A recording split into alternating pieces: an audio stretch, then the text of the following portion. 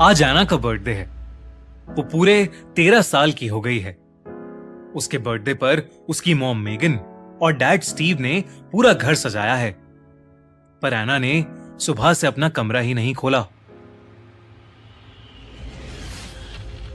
Anna, open the door बेटा। देखो, तुम्हारे पापा और मैंने तुम्हारे बर्थडे के लिए पूरा घर डेकोरेट किया है। एना, जिद नहीं करते, जल्दी से बाहर आओ। अब अपनी मॉम को परेशान मत करो। मेगन और स्टीव के कई बार बुलाने पर भी कोई जवाब नहीं आया। अंदर से बस सिसकियों की आवाज आ रही थी। वो आवाज सुनकर एना के पेरेंट्स थोड़े परेशान हो गए। उन्होंने फिर से एक बार एना को दरवाजा खोलने के लिए कहा, तो एना उन पर चिल्ला पड़ी। बस करो, प्लीज बस करो। पर एना बेटा, क्या हुआ?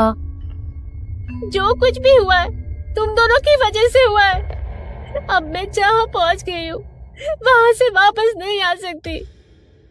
मुझे अकेला छोड़ दो, जाओ। एना अपने घर वालों पर चिल्लाते चिल्लाते रो पड़ी। उसके बेड पर उसके पास ही एक डॉल पड़ी थी, एक क्लाउन की डॉल। उसने उस डॉल को उठाया और रोते रोते गले से लगा लिया। लेकिन आज जो हो रहा था वो पहली बार नहीं था।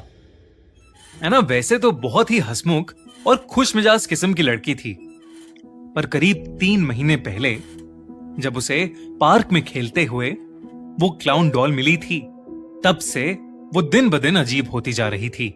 लोगों से ठीक से बात ना करना, अपने पेरेंट्स पर चिल्लाना और अपने रूम में घंटों घंटों तक खुद को लॉक कर देना। एना ने अपने सभी दोस्तों से बात करना भी छोड़ दिया था।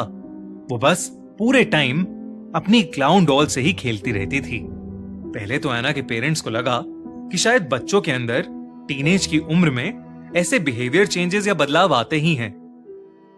लेकिन अब सिचुएशन थोड़ी ज्यादा आगे बढ़ रही थी। एना के ऐसे बुरी तरह चिल्लाने के बाद एना की मॉम मेघन के भी आंसू आ गए थे। एना के डैड स्टीव ने मेघन के कंधे पर हाथ रखा और मेघन को दिलासा देते हुए वो उसे एना के कमरे के दरवाजे से दूर लेकर चला गया। लेकिन एना के साथ अंदर कोई और भी था।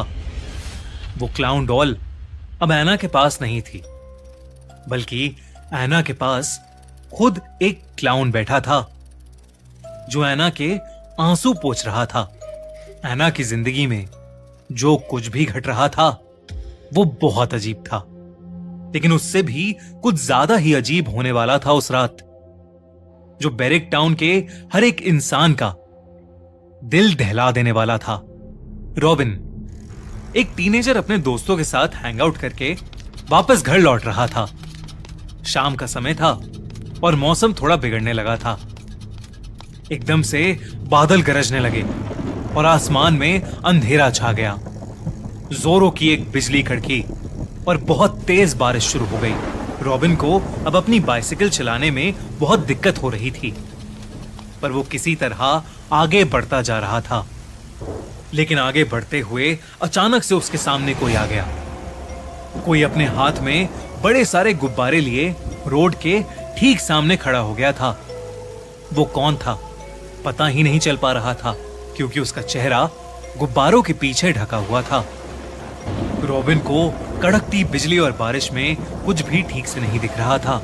ताकि वो उस इंसान से टकरा न जाए, इसलिए उसने जल्दी से अपनी बाइसिकल का हैंडल मोड़ा और उसके हैंडल मोड़ते ही उसकी बाइसिकल रोड पर फिसल गई और रॉबिन धम से जमीन पर नीचे गिर पड़ा। गिरने की वजह से उसके पैर में चोट लग गई थी। रॉबिन नीचे जमीन पर गिरा हुआ था और जब उसने आसपास उस इंसान को देखने की कोशिश की जिसका चेहरा गुब्बारों के पीछे छुपा हुआ था, तो वो इंसान दूर दूर तक कहीं नहीं था। फिर अचानक बिजली कड़की और वो आदमी रॉबिन के ठीक सामने आ गया। Hello, surprise surprise. रॉबिन के सामने कोई और नहीं बल्कि एक भयानक दिखने वाला क्लाउन खड़ा था, जिसे देखते ही रॉबिन कांप उठा। लेकिन इससे पहले कि वो कुछ कर पाता या कुछ कह पाता,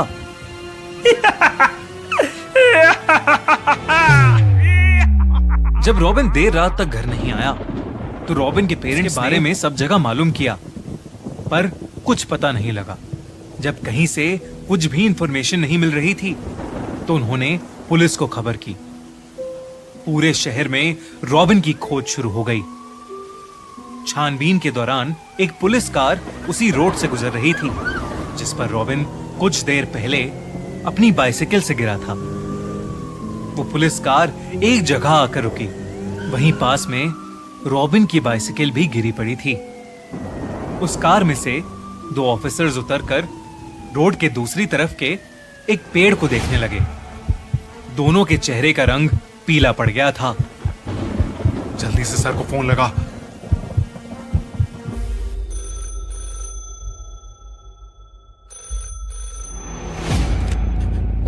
सर।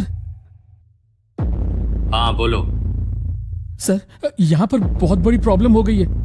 किसी ने उस बच्चे रॉबिन को मारकर पेड़ पर लटका दिया है। What? सर, आप जल्दी आ जाइए। रॉबिन मर चुका था। उसकी गर्दन से अब भी वही गुब्बारे लटके हुए थे जिसे वो क्लाउन अपने हाथ में लेकर घूम रहा था। एक और चौंका देने वाली बात ये थी कि रॉबिन के पूरे चेहरे पर एक क्लाउन का मेकअप लगा हुआ था। वहीं दूसरी ओर उस रात एना के चेहरे पर अब फाइनली एक मुस्कान थी और वो उसी डॉल जैसे दिखने वाले क्लाउन के साथ अपने कमरे में नाच रही थी। रॉबिन की मौत से पूरा बेरिक टाउन कांप उठा था, लेकिन किसे पता था कि रॉबिन की मौत तो बस एक शुरुआत थी।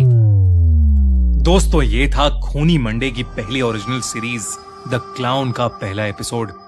क्या हुआ उस शाम रॉबिन के साथ? कौन है वो क्लाउन और क्या सच में उसी क्लाउन ने रॉबिन को मारा है या इसके पीछे कुछ और राज है? एना को भी एक अजीब सा क्लाउन दिख रहा है। क्या वो मेंटली अनस्टेबल हो गई है और हेलुसिनेट कर रही है या उस क्लाउन डॉल में कुछ पैरानॉर्मल छुपा है?